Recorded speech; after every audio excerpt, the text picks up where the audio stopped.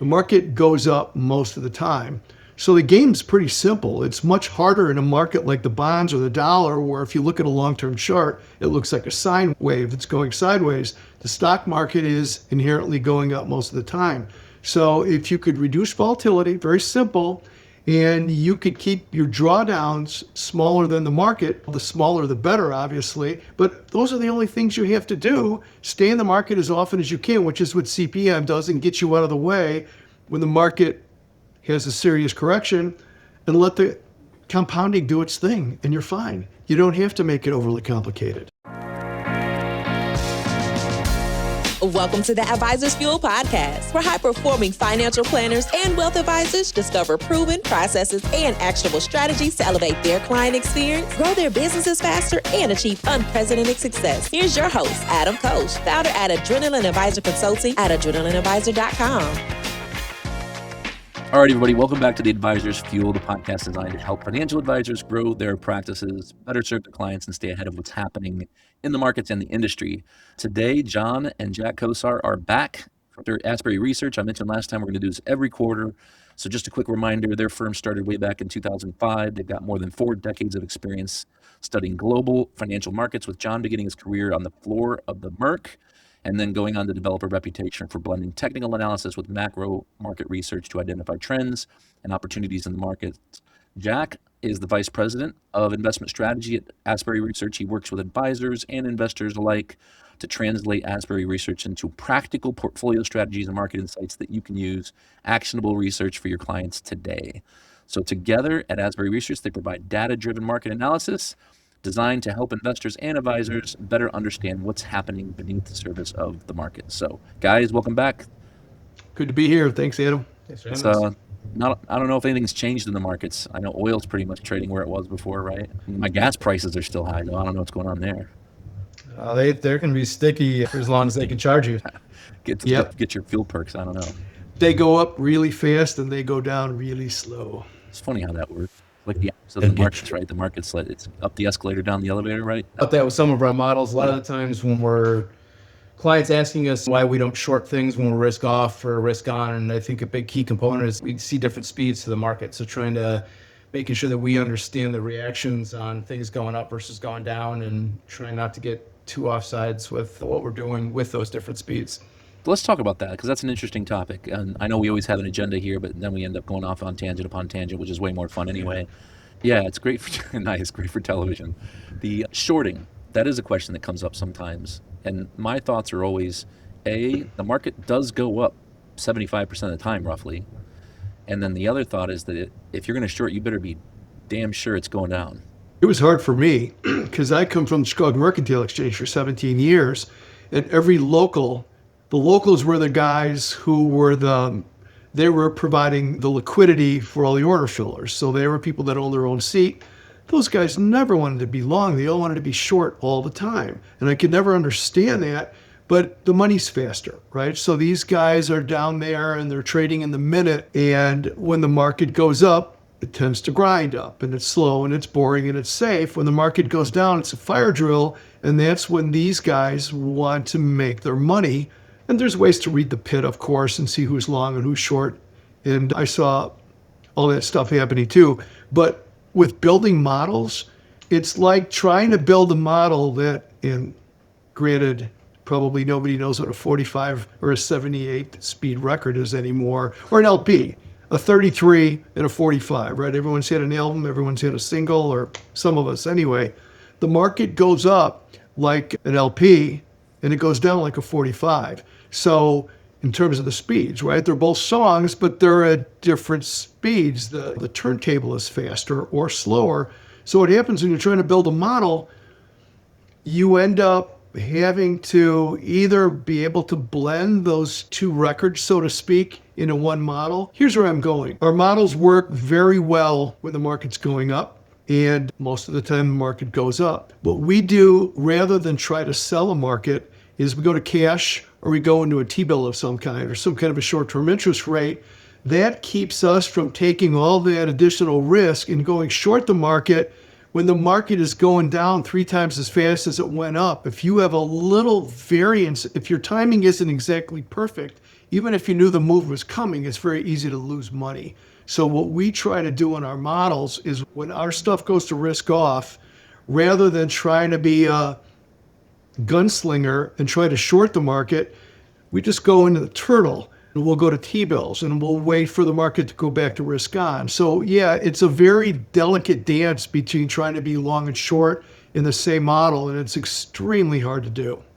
I think sometimes it's just creating sexy portfolios too, depending on how you're doing it, right? I think the message at the end of the day for financial advisors is you want to have a plan in place. And you're never going to stop hearing calls from clients when things get volatile in the markets, right? Volatility goes up, phone calls goes up. So we just need to know what's our plan. And I think too many times, at least this is my experience going back to the beginning of my career now, 25 years, believe it or not, is that so many of the mutual funds or even ETFs that are out there don't really have a plan at all. And that was my problem. That's why back in 2008, I switched and changed gears and started using active portfolio management, or at least even you don't have to manage it yourself, right? Using portfolio managers, whether it's SMAs, whether it's model portfolios through a TAMP, but using a manager that has a strategy that makes sense through a neutral market. So if the market's going up, it makes sense what they're doing. If the market's going down, it makes sense what they're doing. And if the market is absolutely trendless and going absolutely nowhere, I know we were joking offline here before we started talking about the triangle pattern that's been developing in the market. It's a technical pattern, obviously. Some people think that technical analysis is voodoo, but we're seeing the S&P now break out, and that's not break down, but break out of a triangle pattern, which is going to turn this into a continuation pattern at the end of the day. During that continuation pattern, which we only know it's a continuation pattern in hindsight, obviously, the best thing to do is nothing, right? You might be changing your sectors. Yes. You might be doing some sector Some of my rotation. best trades are the ones that I didn't take. Some of the And best it's trades you true. take are the ones you didn't take. But with that being said, sometimes when the market's going through a period of time like that's a good time to look at drawdown analysis. It's a good time to look at sector rotation. I know I'm going off on a tangent here, but the S&P just crossed 7,600 for the first time. It's 23rd or so record close of the year. It's riding a 9-week winning streak, longest since 2023, but we're also seeing this great rotation, right? Money moving out of mega cap tech. I think that the magnificent seven are no longer magnificent. The boring blue chips in the Dow are kind of getting a lot of the money. So when you guys are looking under the hood, does this feel like a healthy broadening base breaking out of a triangle that's going to continue on through the end of the year, or what, or something else going on? What it feels like to me is, and this has been a tough market. This has been a really tough market. I try not to get hypnotized by the S&P going bing. It's very easy to fall into that trap when you end up chasing your tail or chasing the tail of the S&P. So I like to look at relative performance and see what it looks like. So for the past couple of months, you've got the Dow outperforming the S&P 500. The Dow is where managers go when they're either not sure if the market's going to go any higher or if they think it's going to go down, but they still need to be invested. They can't pack up and go fishing for 3 months. They got to be in the market. The other thing, the Mag 7 stopped outperforming months ago. This is all versus the S&P, because to me, the S&P is the market. Both of the NASDAQs have, for the most part, over the past month or two, they've been underperforming. What has been the constant outperformer since March 19th or something like that has been the SOX index, the semis. So what has happened is the reason I think that we haven't gone into a deeper correction, even though we've had a couple of fits and starts here, we're talking about the market has kind of gone into a coil. The reason that we haven't broken down farther is because the SOX was able to hold the fort while all this other stuff is going on. But what I like to do is look at all these relationships, and there's a ton more Jack and I look at. Those are 4 simple ones. We look at the relationships and we say, what kind of environment are we in when the Dow is outperforming, when the NASDAQs are underperforming, when the SOX is hanging on by its fingernails, but it's still outperforming?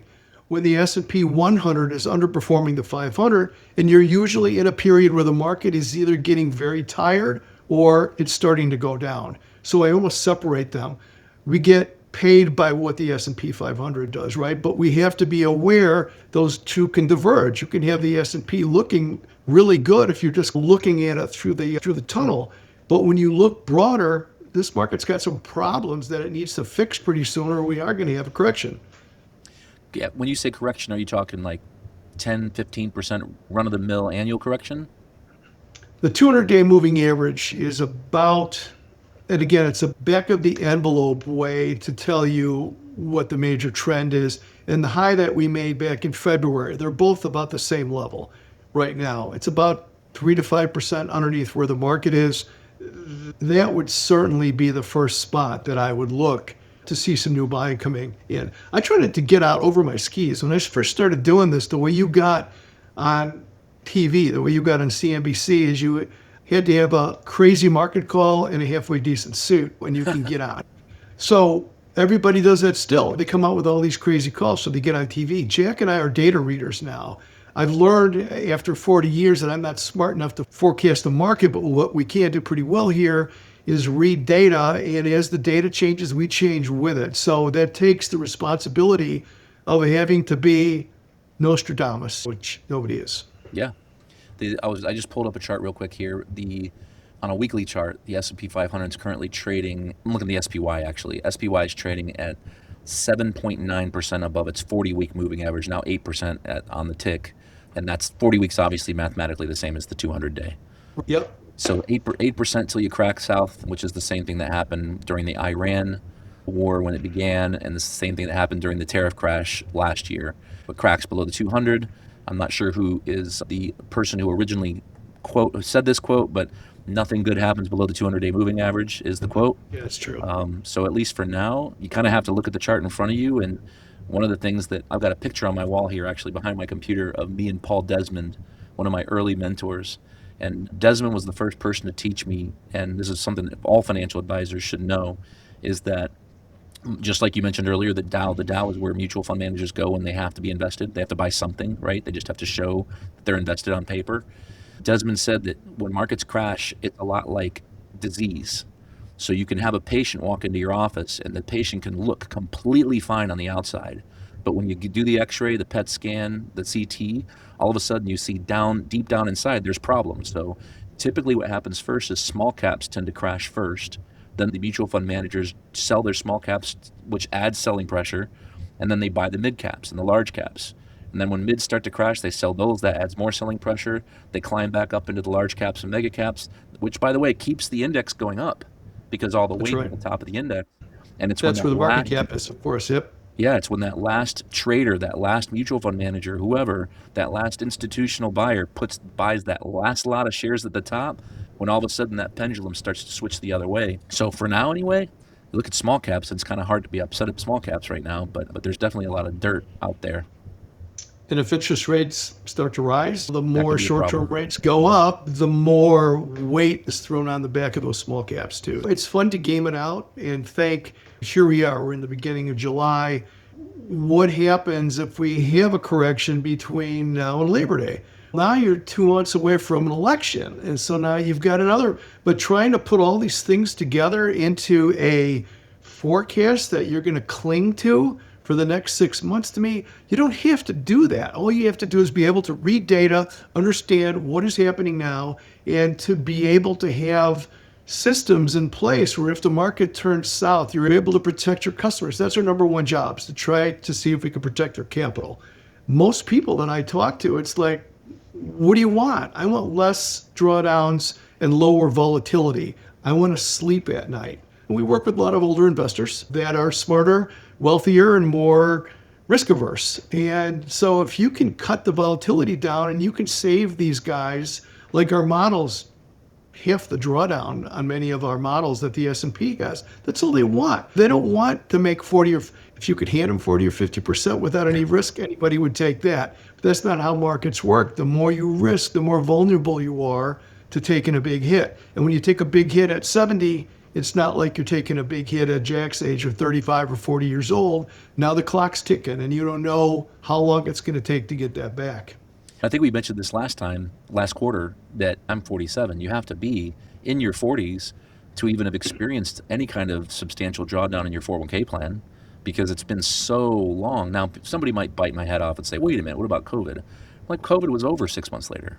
The market had completely recovered months later. That's not what happened in 2007, 8, and 9. That's not what happened during the dot-com bubble. That's not even what happened during the oil embargo, 72, 73, 74.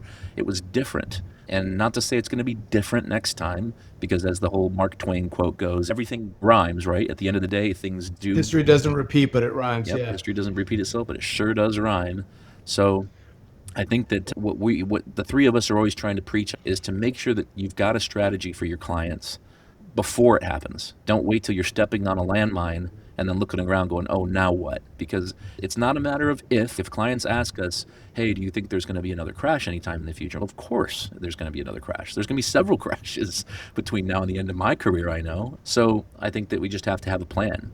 So we talked about the market. You said gaming, it's always fun. But let's talk about where the money's going, because there's two parts to this equation. It's when we buy, or in other words, when we own stuff, and when we sell stuff, right? And then the other thing is, what do we own?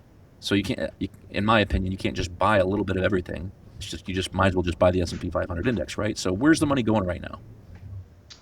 Well, right now, in terms of a sector rotation, we're starting to see money going into industrials. It's been a kind of a big key thing over the last 2-3 weeks. And a little bit more recently, financials and healthcare. I tend to say that means that we're a little bit more defensive leaning. A lot of indicators are right on that inflection point. So I think investors are trying to figure out, can this technology thing run for a little bit longer? We're at almost all-time highs in terms of percentage of the S&P 500 and its concentration in tech. I think it's somewhere around 35, 36%. So the last time we were at that levels was 2008 with financials. It was 37%. And we bottomed out in March, only a couple of months after we hit that high mark. We're not predicting anything, but we're starting to see a little bit of a shift more toward those defensive sectors like healthcare. But something that John said a second ago that you just brought up, Jack, or just kind of echoed, is the whole concept that as market technicians, we're looking at the charts and we're saying, okay, let's not try to tell the market what to do, and let's definitely not try to just diversify ourselves into oblivion, right? As Greg Moore says, diversification, right? But as technicians, the sector rotation away from the leaders, away from your tech stocks, away from your AI stocks, you mentioned earlier, John, is this something that maybe brings a little bit of a pause to this massive uptrend we've seen this past couple of years? Or is it the kind of broadening that we want to see?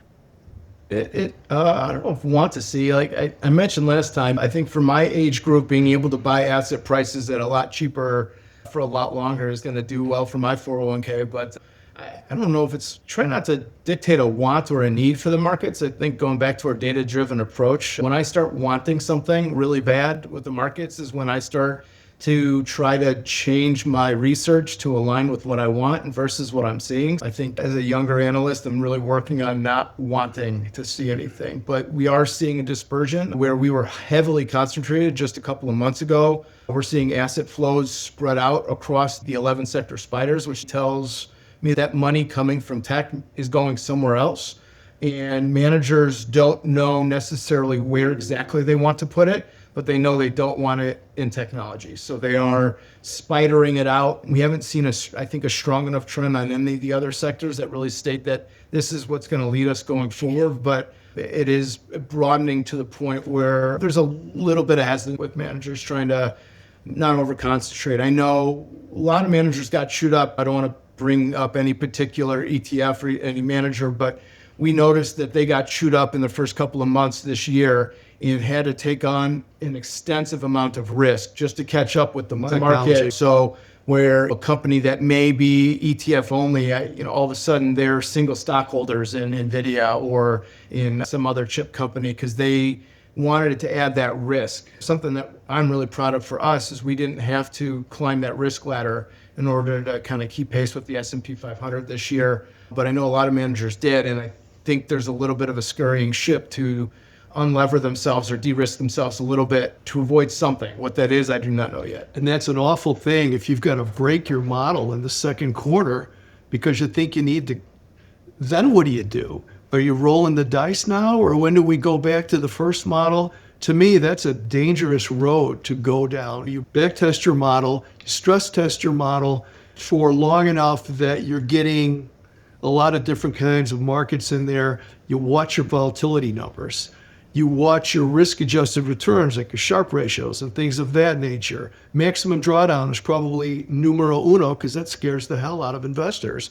is when they're down, when they're 7 years old and they're down 37%. Well, I think to your point earlier, Adam, I don't know if a lot of people remember what those drawdowns feel like. We constantly get clients that are trying to push us up the risk curve for themselves, and we have to tamp those expectations, because right now those drawdown numbers are just numbers on a page. They haven't experienced those in a while, and as anybody knows, you get a cut or you break your leg and it's excruciating in the moment, and then 10 years from there, I was like, it wasn't too bad. Because you live through it and you're numb to that number. So I think those really keying in on those drawdown numbers and trying to convey to the best of your ability to your clients is, these are real. We experience these. You might not remember them. They might not feel like they hurt as bad as they do, but that's what we're always pushing our clients down the risk ladder and not up it, to try to help them remember what those numbers feel like. Yeah, there's been, I think the last 16, 17 years have brought us a lot of cuts, scrapes, sprains, maybe even a couple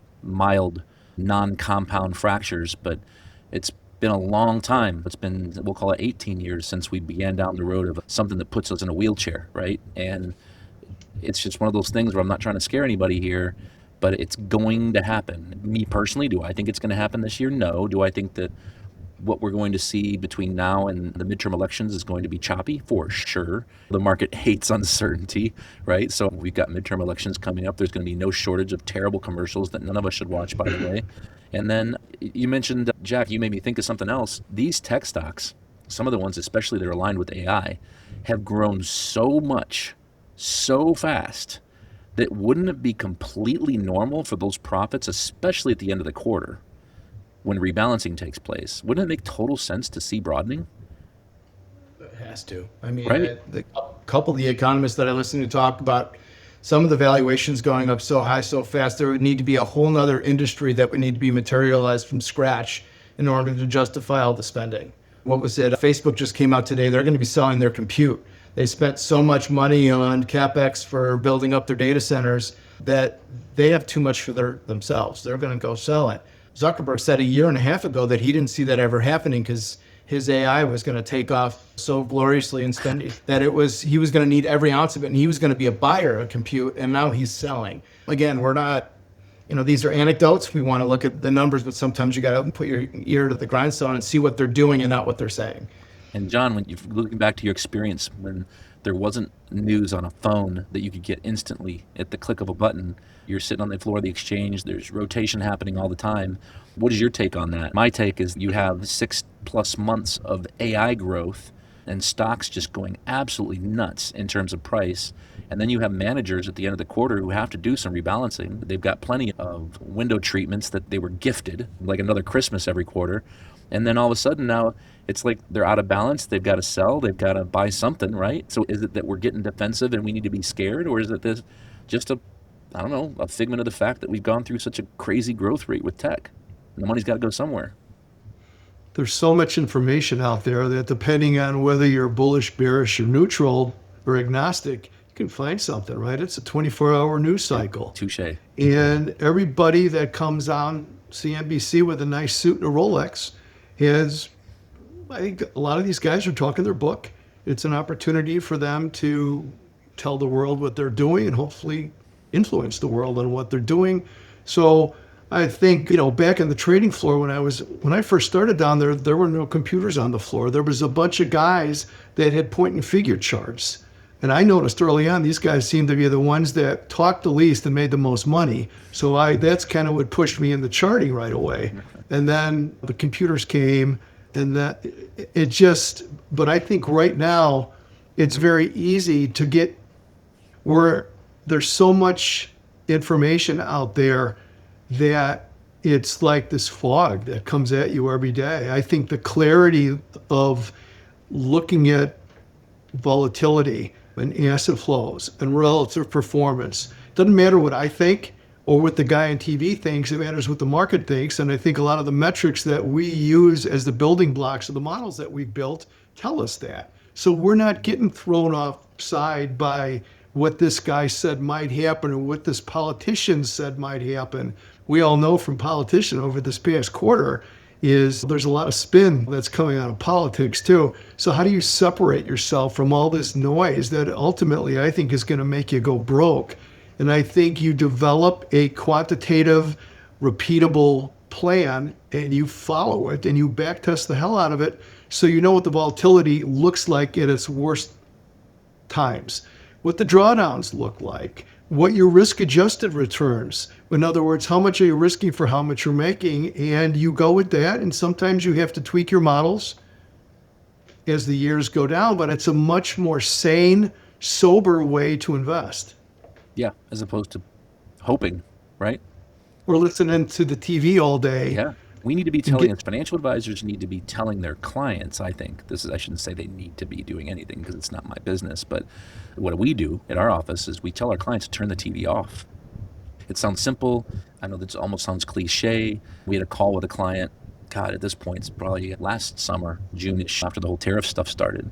And I remember at the end of the call, I'm like, read a book, go for a walk, play a game, hang out with some friends, do something else except watch political news. It was a couple, and I remember her saying to her husband on this speakerphone, she says, but what are we going to talk to, I'll just say, what are we going to talk to Jim and Bev about at lunch? We're not going to know what we're talking about. So that was the fear. It was like, if we don't watch political news, we won't have anything to talk about. In other words, we won't be in the know. It's that whole, it's my responsibility to know what's going on in the world kind of thing. One of my favorite Instagram accounts is Ground News, because it actually reports the news. Imagine that. I've seen that. Imagine reporting the news, and not an opinion here, just telling you what's going on, and that's it. If that's all people did was just watched or listened to what was going on in the news, if that interests them. But the problem is it's a rabbit hole. People overanalyze it. And financial advisors, I think, they should be coaching their clients to enjoy their money and go spend it on themselves, their family members, travel, experiences, not to be sitting around letting this politics stuff scare the crap out of them so they don't spend their money because they're afraid to spend it because what's going to happen between now and the midterm elections. You get someone else to drive is basically what it is. Yeah. Like I said, I'm an older guy. I've been doing this for a long time, and you tend to attract customers that are of your demographic. Now, as Jack is here longer and longer, it will probably at some point start to shift from me and shift to Jack. But for older people, we encourage them to not, just like you said, enjoy your money, give your money to somebody who knows what they're doing. Go and spend some of it. Enjoy it. There's no reason to get your blood pressure up through the roof. Find someone that knows what they're doing that you trust and let them drive. If they don't drive very well, find a new driver. It's very easy to go find another guy. But yeah, to torture yourself like that, it doesn't make any sense. No. And I guess that we have to be careful here because I do think that people have every right, and obviously understandably, it's totally understandable to know why they would be stressed out, freaking out when the markets go down and they look at that big bold number at the bottom of their statement and that number starts to go down. So I'm not saying that the clients should not have the right to know what's going on. But of course not. I think that they deserve that. And I think what advisors need is they just need to have a money manager or money managers that have a strategy in place, that have a plan before it happens, right? They know what to do before that they step on that landmine. They have models and strategies that are tested over time, again, up market, down market, neutral market, so that they can know and have confidence. And honestly, if they want to play golf on Friday, play golf on Friday. Because if the market has a triple witching day and volatility is up and all of a sudden things are going nuts, that's why we're doing this podcast. The three of us talked about doing this last year, and we decided to start doing this quarterly because we're just trying to give financial advisors talking points. And it's not BS. It's not like BS talking points. We're trying to let's talk about what's actually happening in the market. Let's sift through the noise. Now, the good news is not too much noise right now. Like things aren't going crazy like they were. The Iran thing started, and I don't know how many times the Iran war's been over. By the way, I think it's been over 3 or 4 times at this point. But advisors can tell that joke, and the client will laugh. And it's okay. Give me a hug. Go home. Enjoy your family, because this too will pass. But I also think that we do need to front run the next potential big decline. And we need to realize as advisors, it's our fiduciary duty to make sure that we're investing our clients in the strongest stuff that's out there and avoiding the weakest stuff. For sure. I do some stock picking on the side. It's not a product of ours, but just something where I'm learning how to identify patterns on charts and things of that nature under my dad's tutelage. And I noticed I was getting myself caught up on the latest tick too often. I was zooming more closer in and in on the chart, in and in on the chart. And I found what I thought was going to be a great chart pattern for the next great stock pick of Jack Kosar. And my dad had me zoom out. And I didn't see a giant resistance level from a couple of years ago. And I think the overarching message here is that while it's good to know where the latest tick is, it's important to know where the market is now to zoom out. One of my favorite charts is the S&P 500 chart going back to 1950 or something. It's a nice kind of steady line up. And now obviously you zoom in, there's Black Fridays and Black Tuesdays and COVID and the financial crash. But overall, you zoom out and you see that nice big overarching chart. And I think it's just trying to have that nice balance of knowing what's going on in the moment and understanding where that latest tick is, but realizing where you are. Some of our short-term indicators will say the market's falling out, and then I zoom out and I'm like, oh, we're still 3% off all-time highs. So it's like trying to carry that balance between knowing what we're doing, but not reading into every tick, every little movement of the market is something I've learned recently. So that's helped me quite a bit. One of our models, it's our oldest model, it's a CPM model. It stands for Correction Protection Model, CPM.